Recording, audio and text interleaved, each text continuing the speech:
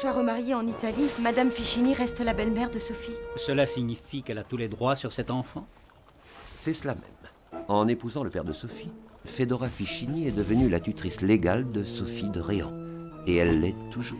Nous aimerions, mon frère et moi, obtenir officiellement la garde de Sophie. Devenir ses tuteurs. Auprès de Madame de Fleurville, Sophie a trouvé la famille dont elle avait tant besoin. Je sais que vous vous occupez de Sophie avec beaucoup de gentillesse, mais la loi est la loi. Il vous faut l'autorisation de Madame Ficini pour devenir les tuteurs de Sophie. Et je vous conseille d'attendre son retour. Mon Dieu, si cette épouvantable femme revenait, ce serait terrible pour Sophie. Elle en a tellement peur.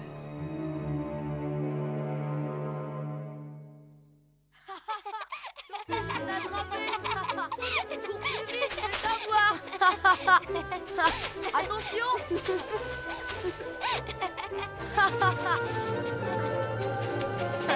vais t'avoir. Touché. Non, je m'étais arrêtée, ce n'est pas du jeu.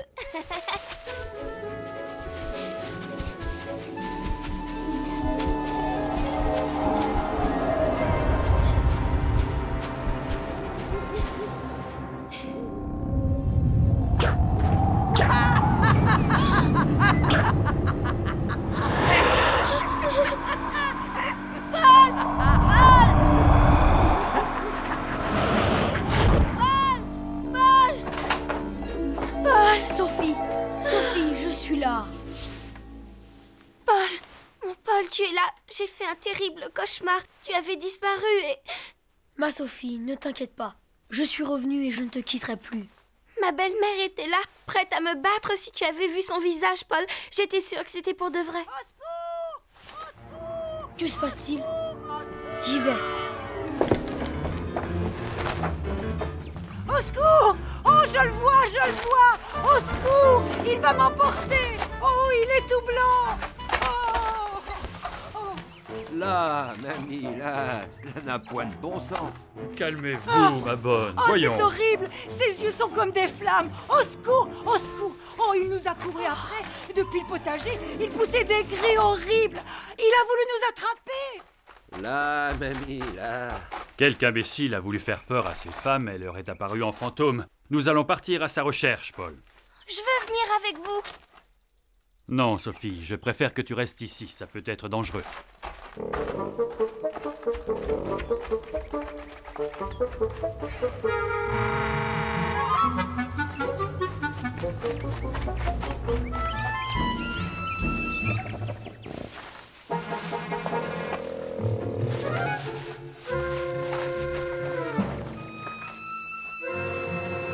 Je ne les vois plus. Maman, papa et Paul ne courent aucun danger, n'est-ce pas, maman? Votre main tremble. C'est comme si vous aviez peur. Ma main ne tremble pas. Je ne veux pas qu'il arrive quelque chose à Paul. Je ne veux pas qu'il arrive quelque chose à Paul. Attends un peu! Tu ne m'échapperas pas! Coquin! Léonard, tu es le fils du meunier. Mais pourquoi nous fais-tu d'aussi vilain tour? Grâce, messieurs.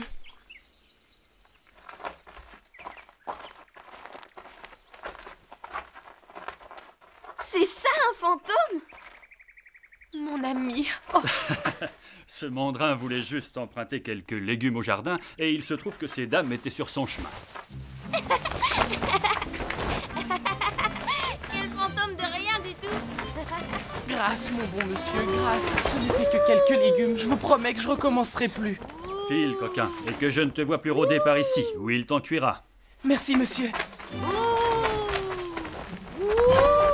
Attention, mes ailes font peur aux fantômes. Comme vous êtes pâle, mon ami, seriez-vous souffrante? Non. Elle a eu peur pour vous, papa. Ses mains tremblaient. Elle me disait que non, mais je les ai bien senties. C'est passé à présent. Me voici rassuré. Paul, tu as été bien courageux, comme toujours. Ton père est fier de toi. Paul, viens.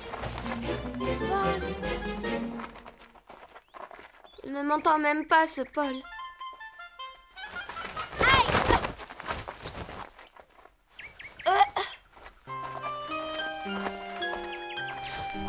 ne sont pas drôles du tout. Comme Madame de Fleurville me manque, et j'en ai même pas là. Depuis quand déjà? 10 jours seulement, cela me paraît si long.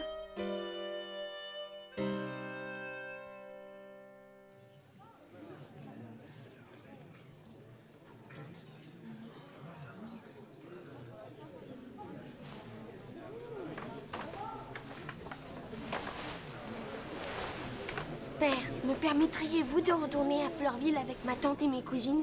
J'aimerais tant finir l'été au château. Si ta tante le veut bien, je ne vois aucune raison pour ne pas t'accorder cette permission, mon fils. Ce sera une joie, mon cher Jean, pour nous tous. Et notre petite Sophie sera enchantée. Elle n'est jamais aussi souriante que lorsque tu es à Fleurville. Merci, ma tante. Léon, nous repartons à Fleurville. Oh non, moi je veux rester à Paris. Léon, tu repartiras avec ton frère. La campagne est très salutaire pour toi. Oh non, père, je vous en supplie.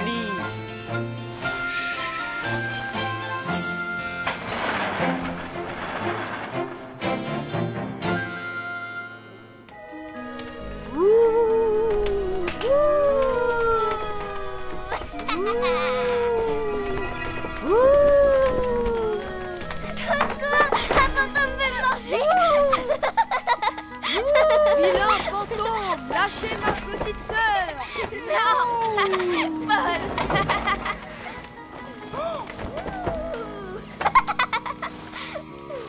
Madame est arrivée avec ses demoiselles et une surprise. Une surprise?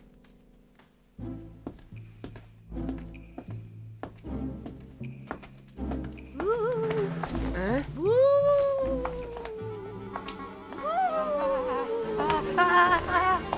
Au secours!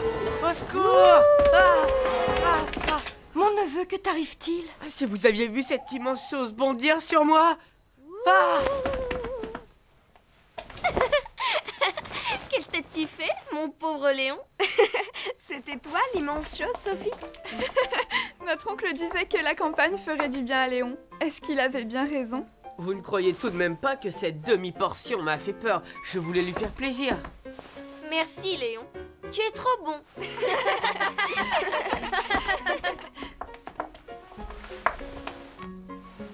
Je suis si contente de vous voir. Quelle chance! Jean et Léon sont venus avec vous. Alors, comment vont nos Parisiens? Je savais que c'était toi la surprise. Jean s'ennuyait à Paris. Il faut avoir bien mauvais esprit pour s'ennuyer à Paris. Franchement, la plus belle ville du monde. La plus belle ville du monde n'a pas d'aussi bonne tartine de beurre frais ni d'aussi merveilleuse cabane. Vous ne connaissez pas les bonnes choses, monsieur le ronchon. C'est vrai, il nous ennuie, ce Léon. Marguerite!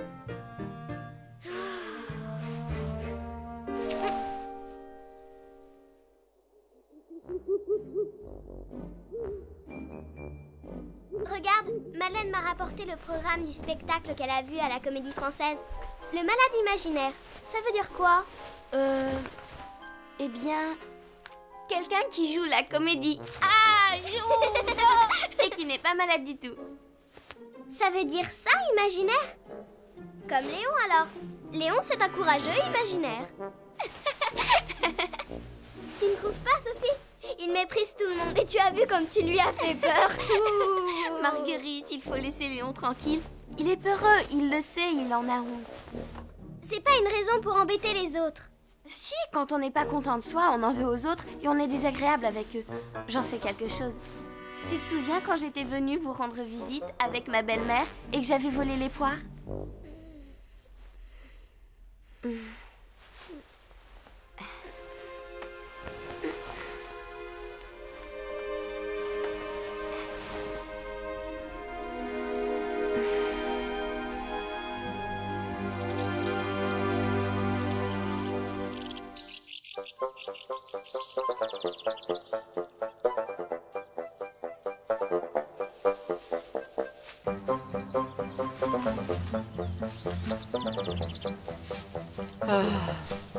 Quand je pense qu'il va falloir rester 2 semaines dans ce trou perdu.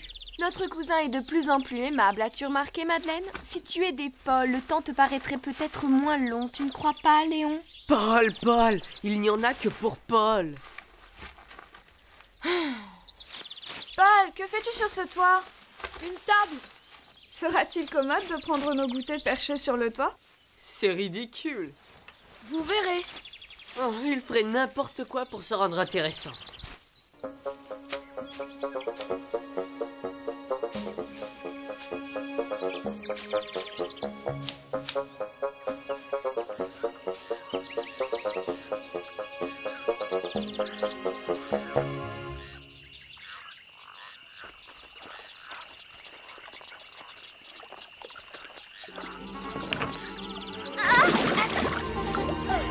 Merci Sophie, j'ai bien failli tomber à l'eau.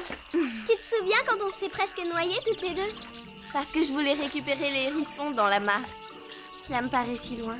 On dirait que tu as déjà vécu plusieurs vies. Tu me vois d'une bien curieuse façon, Jean. J'ai parfois l'impression de ne pas connaître la Sophie dont tu me parles. Parce que tu la caches. Mais moi, je la vois.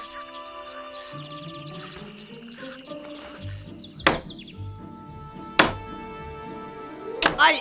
Oh, ce marteau n'est pas du tout approprié. Ah, j'en ai assez. Merci Léon. De quoi? Des efforts que tu fais. Tu n'aimes pas la campagne, tu n'as aucun goût pour travailler avec tes mains. Je déteste ça et je n'ai pas honte de le dire. Je ne suis pas comme toi, moi. Je ne suis pas allé jouer monsieur je sais tout auprès de pauvres indiens trop crédules, moi. Écoute Léon, d'accord, je t'agace, tout le monde est autour de moi depuis que je suis revenu. À ta place, je serais furieux aussi. On m'a obligé à venir à Fleurville. Si j'avais eu le choix, je me serais épargné cette corvée. Je m'en doute. Mettons-nous d'accord Léon, nous sommes très différents. Nous n'avons pas les mêmes goûts et tu sais beaucoup de choses que j'ignore. Tu ignores certes beaucoup de choses. Parfaitement, et à Paris, je serais sans doute perdu.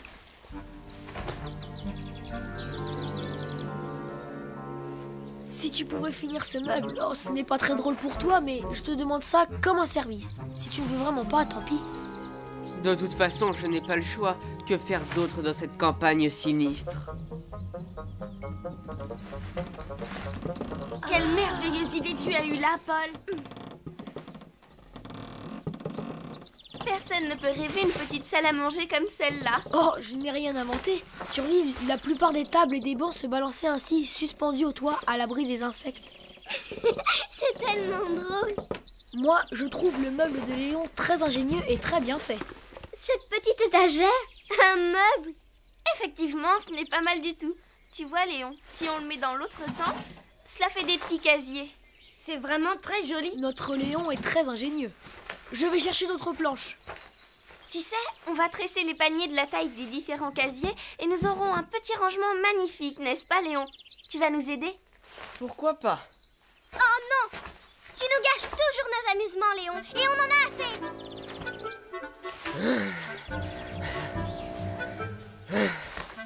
Vous êtes une petite peste, mademoiselle. Léon! C'est vrai, il nous embête, il a mauvais caractère. Et moi, je n'avais pas mauvais caractère, peut-être? Si vous n'aviez pas fait d'efforts, que se serait-il passé, je te le demande? Léon n'est jamais content, il a toujours peur de tout. Je me souviens quand t'es tombé dans l'arbre creux, il n'a pas bougé d'un pouce pour t'aider tellement il avait peur. Ces vieilles histoires n'intéressent personne. Léon, pour une fois, construit un joli meuble. Il a envie de tresser des paniers, et toi tu le rejettes? Tu es mauvaise. Voici les boissons. Regarde, nous avons tout ce qu'il faut. On s'installe pour le goûter? Passons, Léon. Léon, ne fais pas la tête, ouvre-moi. Léon, Marguerite est petite, elle ne comprend pas tout. Si tu savais ce qu'on a pu chamailler au début. Il ne faut pas lui en vouloir. Ce n'est pas une gamine qui va te priver de goûter tout de même. La question n'est pas Marguerite. Personne ne m'aime, voilà tout. Mais toi, est-ce que tu aimes les autres? Nous t'aimons tous, Léon. Tu es en famille ici. Nous avons tous envie d'être gentils avec toi. Si tu faisais un tout petit effort, tu pourrais même passer des vacances agréables. Il faut avoir confiance, Léon. Tu sais, moi aussi, il m'a fallu du temps. Madame de Fleurville a été très patiente. Je faisais enrager tout le monde.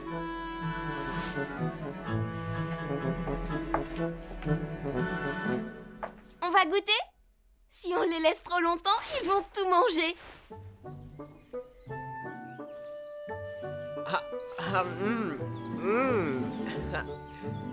Notre cousin se mettrait-il à apprécier les bonnes choses? Bah, il faut bien. Eh bien, mes amis, j'ai une devinette à vous proposer. Oh non, moi j'aime pas les devinettes, c'est pas drôle. Marguerite, notre père a pris une décision. Vous vous installez à Paris et le commandant travaillera au ministère de la Marine. Non, pas du tout. Il repart en mer et tu repars avec lui. Oh non. Mais il s'agit d'une bonne nouvelle, très bonne nouvelle. Monsieur Drosbourg ne partira plus en mer. Oui. Il donne sa démission de la marine. Et nous allons acheter un château tout près d'ici. Exactement, et de cette façon, nous pourrons tous continuer à nous voir très souvent. Ouais, bravo, bravo. Et moi, je me marierai avec Paul, là.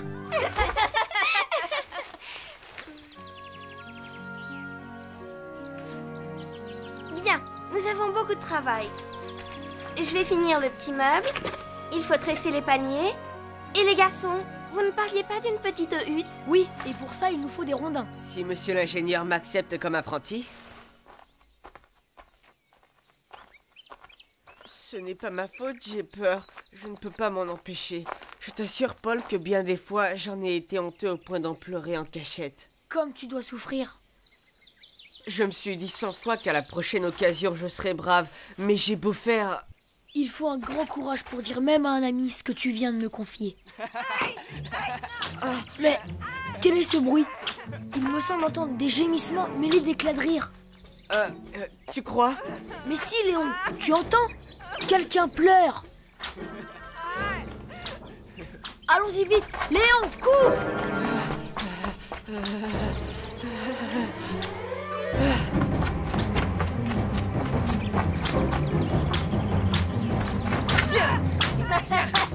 Prends ça! Bande de lâches, 4 contre 1. Laissez ce garçon tranquille. Mêle-toi de ce qui te regarde. Vous n'avez pas trouvé de jeu plus intelligent?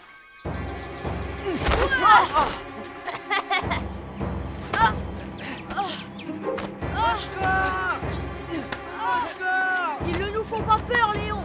Nous sommes plus forts qu'eux. Attaque!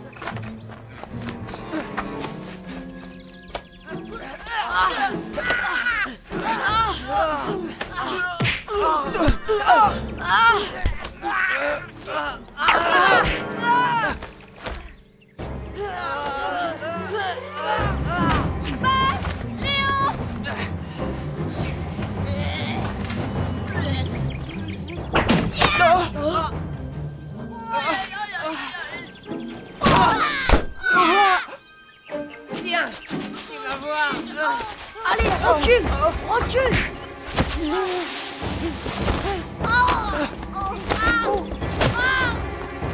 Les garpissons! Ils sont trop forts!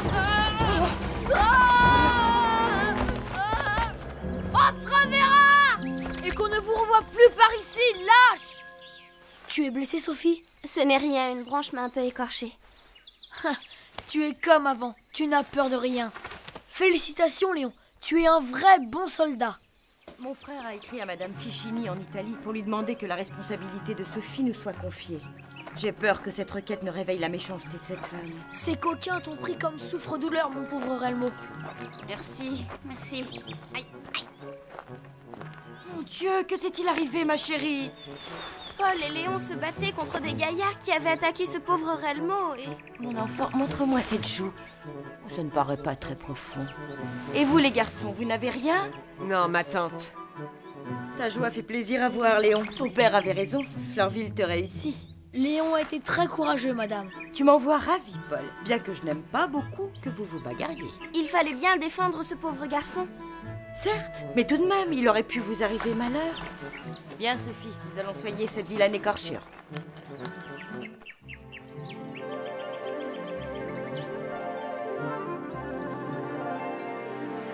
Il faudra bien féliciter Léon. Mais oui, ma chérie. Retourne jouer avec les autres et promets-moi de faire attention. Veux-tu bien aller me chercher Léon, Sophie? J'y cours. Sophie? Sophie, je voulais te dire que tu es une petite fille très... non, je voulais plutôt te dire que tu es une grande fille. Mais monsieur, c'est Paul qui... Non, Sophie, Paul a bien su s'y prendre avec Léon, mais tu t'es aussi montrée généreuse et attentive. Madame de Fleurville peut être heureuse de t'avoir pour fille. Merci.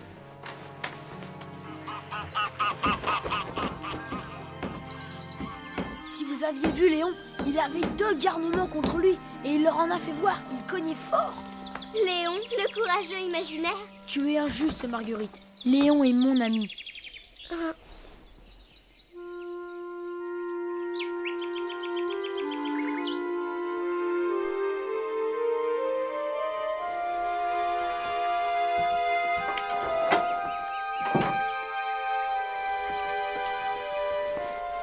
Léon, je suis en train d'écrire à ton père à quel point tu t'es montré courageux.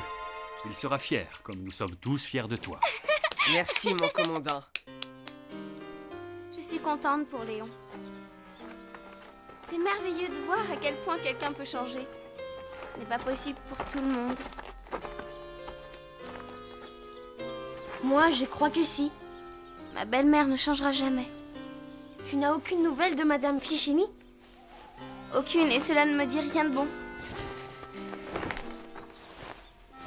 Les voleurs recouverts de drap blanc me font bien moins peur que les vrais fantômes. Les vrais fantômes n'existent pas, Sophie. Et là, si. Ceux qui viennent la nuit dans les cauchemars. Ceux-là...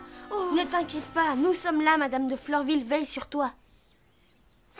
Elle et mon père ne te laisseront jamais dans les griffes de ta belle-mère. Tu n'es plus toute seule maintenant.